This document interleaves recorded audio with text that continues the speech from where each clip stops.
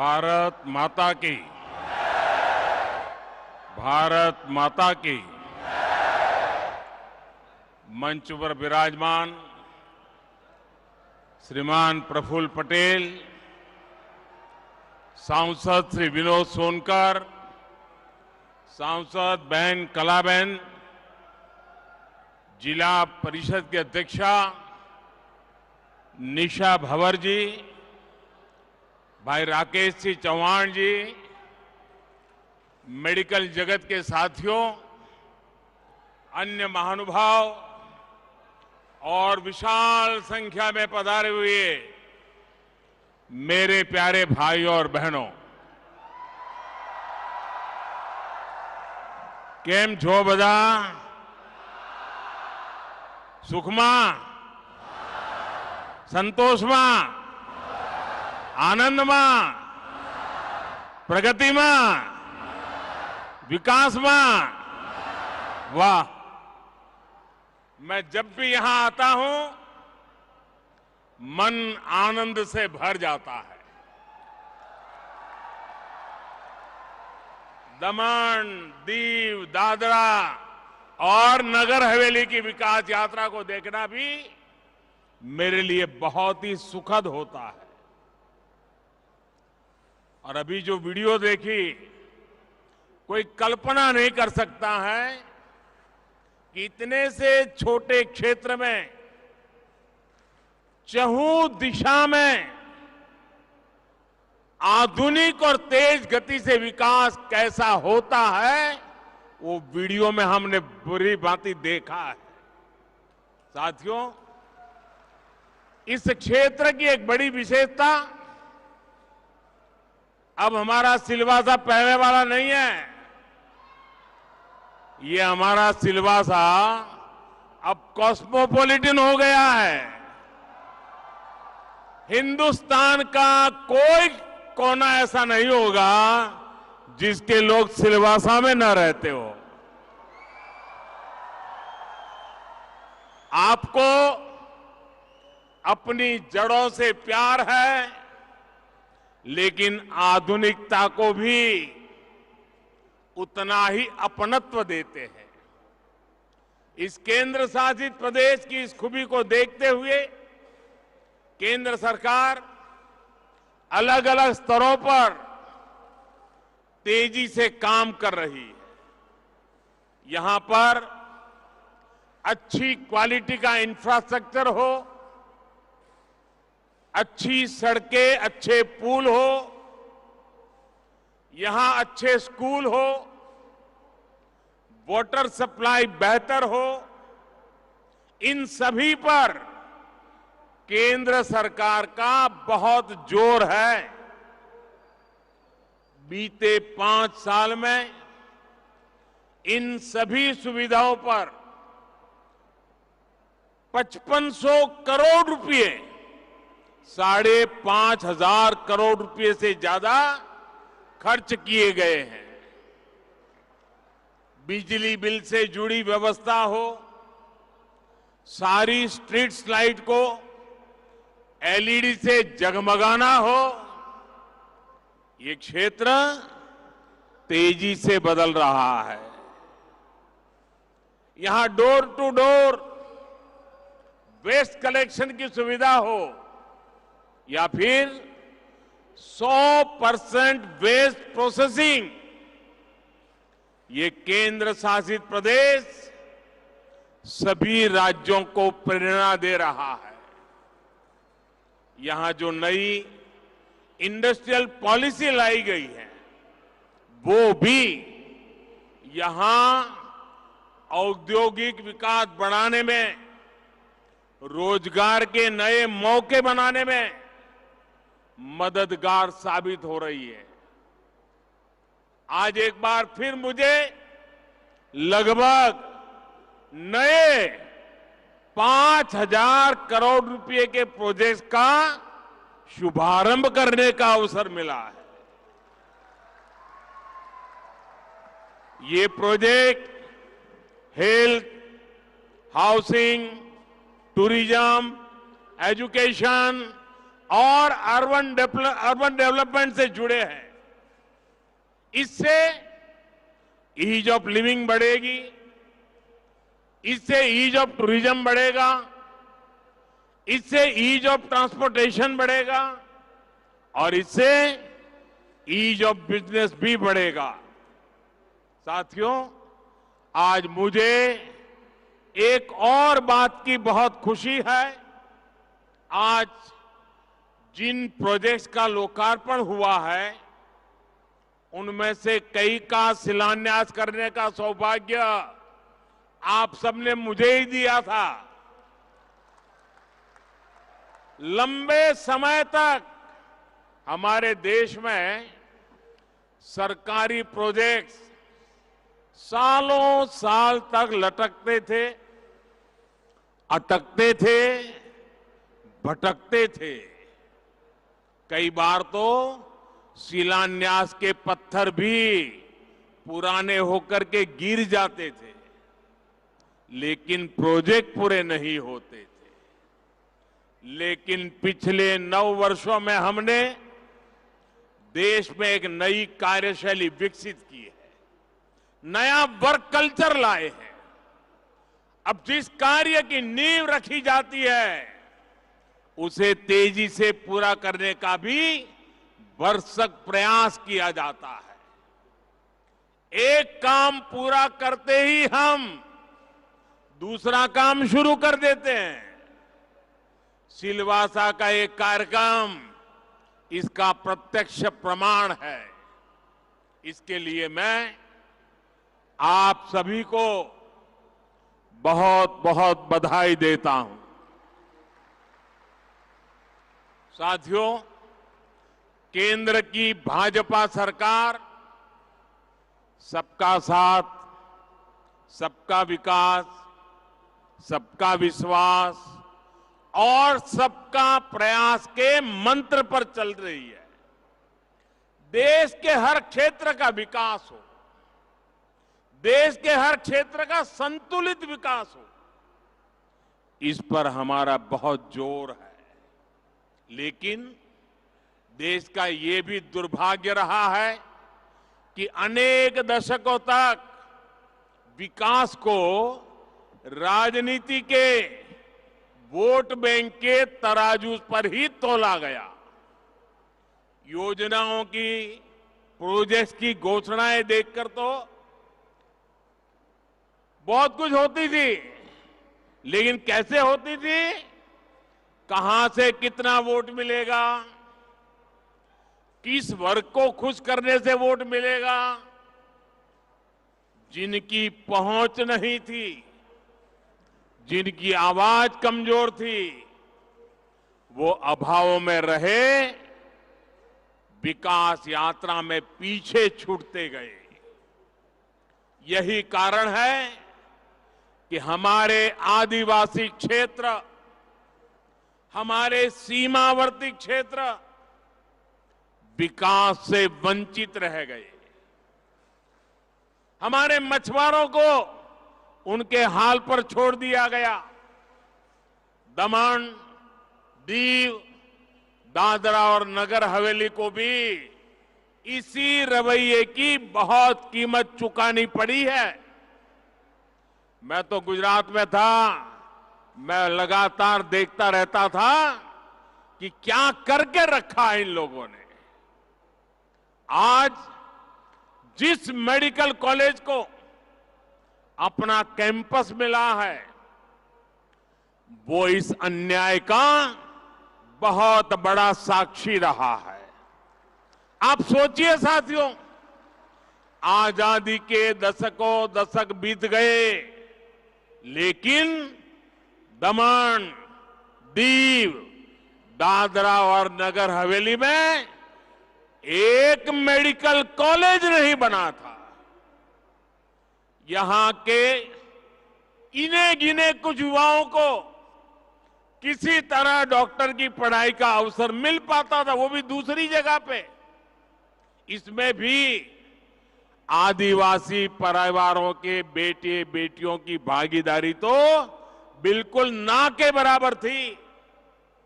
जिन्होंने दशकों दशक तक देश पर शासन किया, उनको यहां के युवाओं के साथ हो रहे इस भयंकर अन्याय की चिंता कभी भी नहीं हुई। वो समझते थे इस छोटे से केंद्र शासित प्रदेश का विकास करके उन्हें कुछ हासिल नहीं होगा। वो आपके इस आशीर्वाद का मूल्य कभी समझ ही नहीं पाए। 2014 में जब आपने हमें सेवा का अवसर दिया तो हमने आपकी सेवा की भावना से काम करना शुरू किया, समर्पण भाव से काम करना शुरू किया। इसी का परिणाम है कि दमन, दीव, दादरा और नगर हवेली को अपना पहला नेशनल एकेडमिक मेडिकल ऑर्गेनाइजेशन नमो मेडिकल कॉलेज मिला। अब यहां से हर वर्ष करीब करीब 150 स्थानीय युवाओं को डॉक्टरी की पढ़ाई करने का अवसर मिल रहा है। कुछ ही वर्षों में, बहुत निकट भविष्य में 1000 जितने डॉक्टर यहीं से तैयार हो जाएंगे। आप कल्पना कीजिए, इतने छोटे से इलाके से 1000 डॉक्टर। इनमें भी हमारे आदिवासी परिवार के युवाओं की संख्या निरंतर बढ़ रही है। मैं यहां आने से पहले एक समाचार रिपोर्ट में एक बिटिया की बात भी पढ़ रहा था। आदिवासी परिवार से ही आने वाली ये बिटिया अभी यहां मेडिकल में पहले साल की पढ़ाई कर रही है। उस बिटिया ने अखबार वालों से को कहा कि मेरे परिवार को तो छोड़िए, मेरे पूरे गांव में कभी कोई डॉक्टर नहीं बन सका था। अब वो बिटिया इसे अपना सौभाग्य मानती है कि दादरा और नगर हवेली में ये मेडिकल कॉलेज बना है और वो उसकी छात्रा है। साथियों, सेवा भावना ये यहां के लोगों की पहचान है। मुझे याद है, कोरोना के समय मैं यहां के मेडिकल स्टूडेंट्स ने आगे बढ़कर लोगों की मदद की थी। और कोरोना के समय तो परिवार में भी कोई एक दूसरे की मदद नहीं कर पाता था। तब यहां के स्टूडेंट्स गांवों में मदद करने पहुंचे थे। और मैं उन विद्यार्थी मित्रों से कहना चाहूंगा, आप लोगों ने जो विलेज एडॉप्शन प्रोग्राम चलाया था, उसका जिक्र मैंने मन की बात में भी किया था। यहां के डॉक्टरों ने, मेडिकल स्टूडेंट्स ने जिस तरह अपने कर्तव्यों का पालन किया है, वह सभी के लिए बड़ी प्रेरणा है।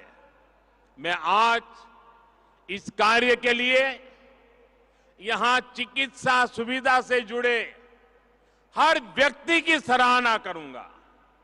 भाई और बहनों, सिलवासा का ये नया मेडिकल कॉलेज यहां पर स्वास्थ्य सुविधाओं पर दबाव भी कम करेगा। आप भी जानते हैं कि यहां पास में जो सिविल अस्पताल है, उस पर कितना प्रेशर था। अब तो यहां दमन में एक और 300 बेड का नया अस्पताल बन रहा है। सरकार ने आयुर्वेदिक अस्पताल के निर्माण के लिए भी अपनी मंजूरी दे दी है। यानी आने वाले समय में सिलवासा और ये पूरा क्षेत्र स्वास्थ्य सुविधाओं को लेकर बहुत मजबूत होने वाला है।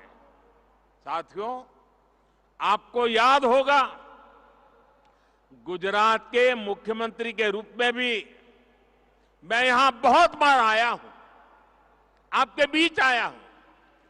जब मैं वहां सरकार में आया था तो देखा था कि अंबाजी से लेकर के उमरगांव तक के आदिवासी पट्टे में किसी स्कूल में साइंस की पढ़ाई नहीं होती थी। जब साइंस की पढ़ाई नहीं होगी तो फिर बच्चे डॉक्टर और इंजीनियर कैसे बनेंगे?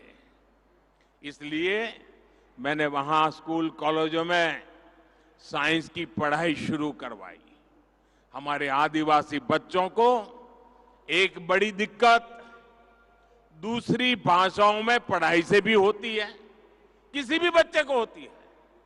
अंग्रेजी में पढ़ाई होने के कारण गांव के गरीब, दलित, वंचित आदिवासी परिवारों के अनेक प्रतिभाशाली बेटे बेटियां डॉक्टर, इंजीनियर नहीं बन पाते थे। हमारी सरकार ने अब इस समस्या का समाधान भी कर दिया है। अब भारतीय भाषाओं में, आपकी अपनी भाषा में मेडिकल इंजीनियरिंग की पढ़ाई का भी विकल्प दे दिया जा रहा है। इससे भी इस क्षेत्र के बच्चों को बहुत बड़ी मदद मिलने वाली है। अब गरीब मां का बच्चा भी डॉक्टर बनने का सपना संजो सकता है। साथियों, आज मेडिकल कॉलेज के साथ साथ यहां इंजीनियरिंग कॉलेज का भी लोकार्पण हुआ है। इससे यहां के करीब 300 युवाओं को हर वर्ष इंजीनियरिंग की पढ़ाई का अवसर मिलेगा।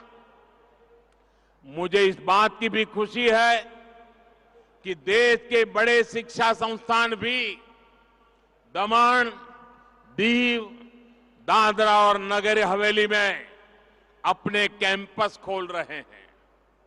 दमन में निप का सैटेलाइट कैंपस बना है। सिलवासा में गुजरात नेशनल लॉ यूनिवर्सिटी का कैंपस बना है।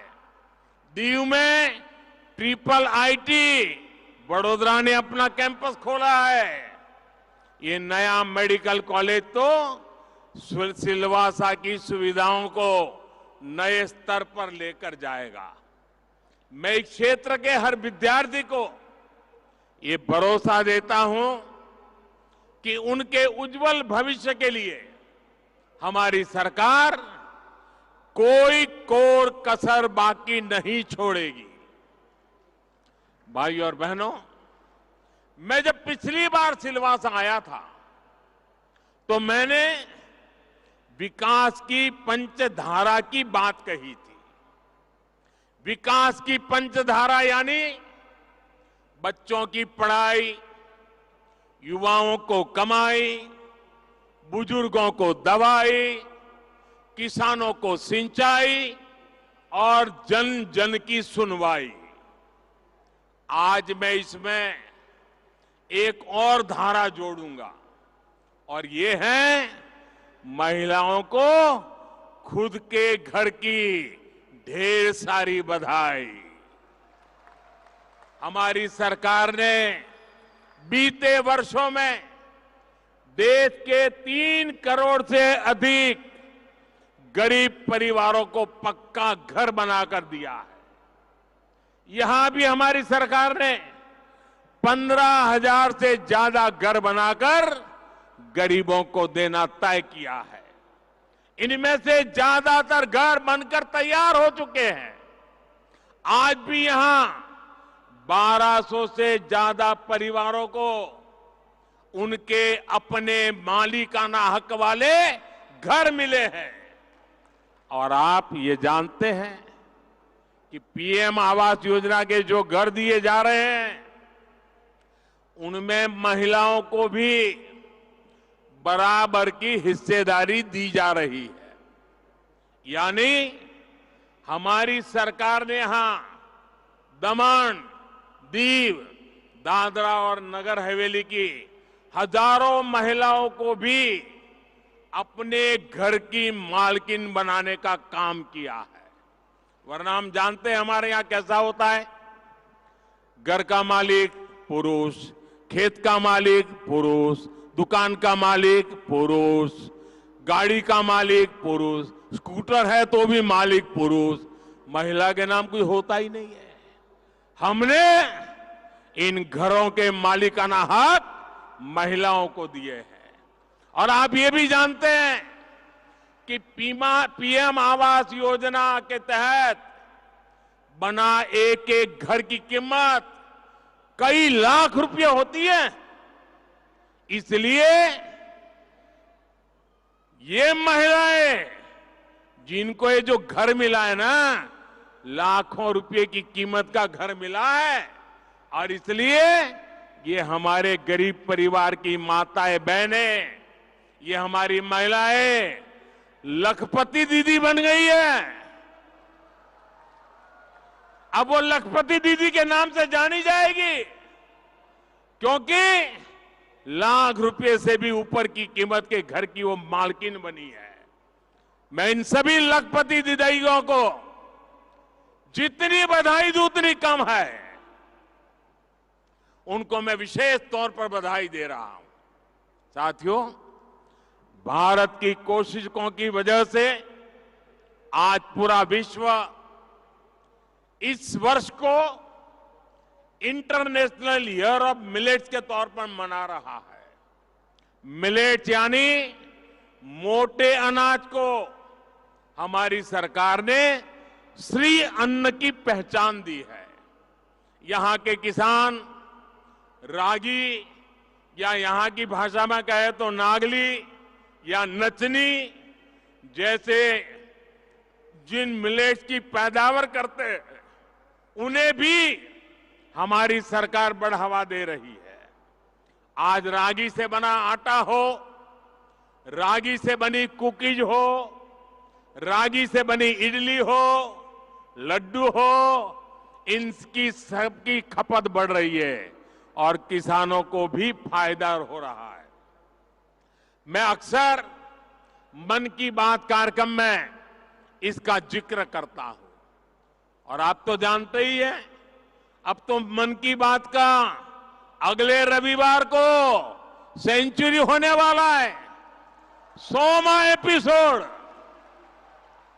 भारत के लोगों के प्रयासों को सामने लाने का, भारत की विशेषताओं को उनका गौरवगान करने का मन की बात बहुत अच्छा मंच बना है। आपकी तरफ मुझे भी 100वें एपिसोड का बहुत इंतजार है, रविवार का इंतजार है। साथियों, बढ़ती हुई इन सुविधाओं के बीच दमन, दीव, दादरा और नगर हवेली को भारत में कोस्टल टूरिज्म के वाइब्रेंट स्पॉट के रूप में भी देखा रहा है। दमन, दीव, दादरा नगर हवेली के पास देश के महत्वपूर्ण टूरिस्ट डेस्टिनेशन के रूप में उभरने का सामर्थ्य है। आज जब भारत को हम दुनिया का सबसे आकर्षक टूरिज्म डेस्टिनेशन बनाने पर काम कर रहे हैं, तब यहां का महत्व और बढ़ गया है। दमन में राम सेतु और नानी दमन मरीन ओवरव्यू नमोपथ नाम से जो 2 सी फ्रंट्स बने हैं, वो भी यहां टूरिज्म को विस्तार देने में अहम भूमिका निभाएंगे। वीकेंड में जो टूरिस्ट यहां आते हैं, उनका तो ये फेवरेट स्पॉट बनने जा रहा है।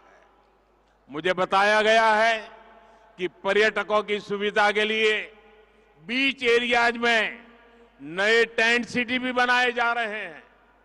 थोड़ी देर बाद मैं खुद नानी दमन मरीन ओवरव्यू नमोपथ को देखने जाने वाला हूं। ये सी फ्रंट निश्चित रूप से देश दुनिया के पर्यटकों को आकर्षित करेगा। इसके साथ ही Khanvel river front, Dudhani jetty eco resort का निर्माण, ये सब भी यहां टूरिज्म को बढ़ावा देंगे। कोस्टल प्रोमेनेड, बीच डेवलपमेंट के प्रोजेक्ट भी जब पूरे हो जाएंगे तो यहां का आकर्षण और बढ़ जाएगा और इन सब से यहां रोजगार के नए मौके बनेंगे, स्वरोजगार के मौके बनेंगे। भाइयों और बहनों, आज देश में तुष्टीकरण पर नहीं बल्कि संतुष्टीकरण पर बल दिया जा रहा है।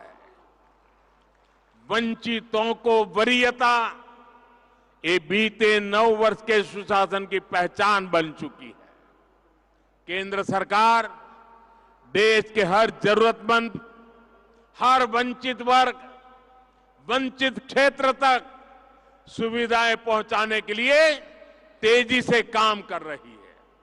जब योजनाओं का सैचुरेशन होता है, जब सरकार खुद लोगों के दरवाजे तक जाती है, तो भेदभाव खत्म होता है, भ्रष्टाचार खत्म होता है, भाई भतीजावाद खत्म होता है।